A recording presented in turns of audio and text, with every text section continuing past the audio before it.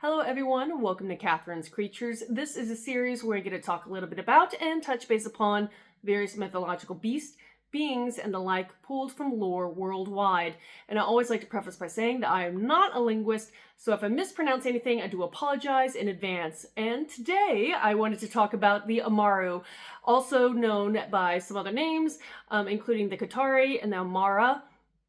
But for the purpose of today, we're going to refer to it as the Amaru. And this is a creature that comes from the mythology of the Andean civilizations from South America.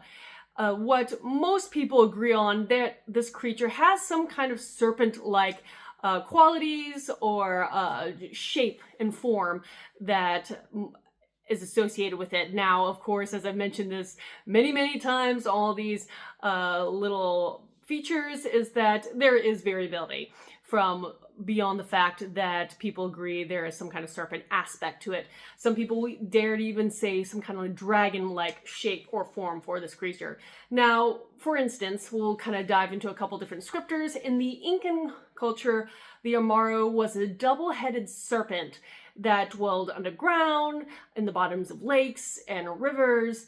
Sometimes it was described as having the heads of either a puma and or a bird. Again, the two heads on this one serpent-like creature. It was sometimes depicted in this sense coming out of a stepped mountain or pyramid in motifs that depicted it. And this was in reference of it coming out of the Gateway of the Sun, which was located at, hopefully I pronounced this correctly, Tiwanaku, Bolivia. And that's one of the locations and depictions that you would find there. Now, sometimes the Amaru was found depicted and illustrated on religious vessels. And in those circumstances, you could see that the creature had bird-like feet and wings. And again, kind of referring to this kind of serpent-like creature, but had some capability of flight. It was thought to be representative of transcending boundaries to and from the spiritual realm of the subterranean world.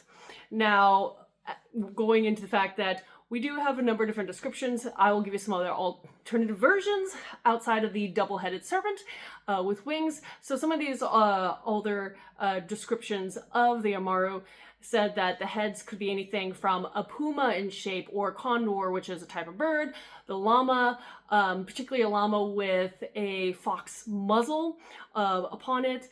It could be described as having wings that were similar to the condor itself, a serpent's body with a fish-like tail that was, and its whole body was also covered in some kind of scales, they would say, making it looking a little bit more reptilian or crocodilian in that way. Now, again, features vary legend to legends, but the serpentine aspect is one thing that is constant throughout.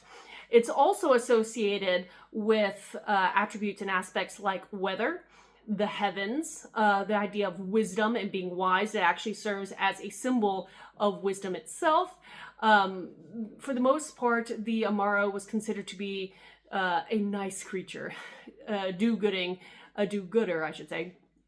But there are circumstances, in particular one story where a pair of Amaru became unusually violent. And we'll get into that in just a moment.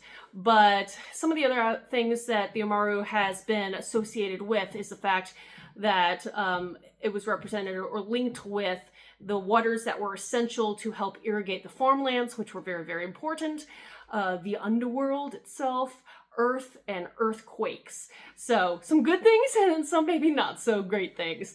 But going back to the myth, where there's the circumstance where the Amaru was not the nice creature that for the most part it seemed to be.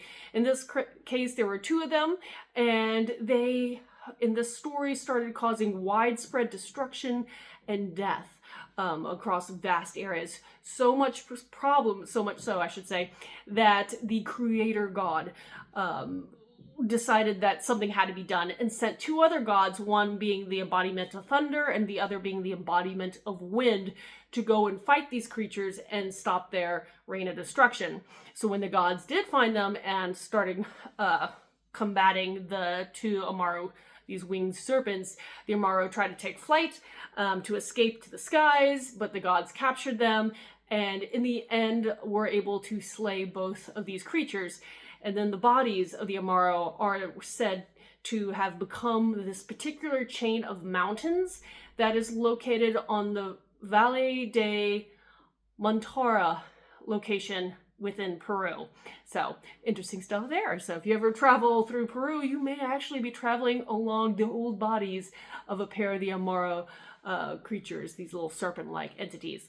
Now, if you have any questions about this or anything else, please post them in the comments below or reach out to me on any of my other social media. And until next time, everyone, Skål.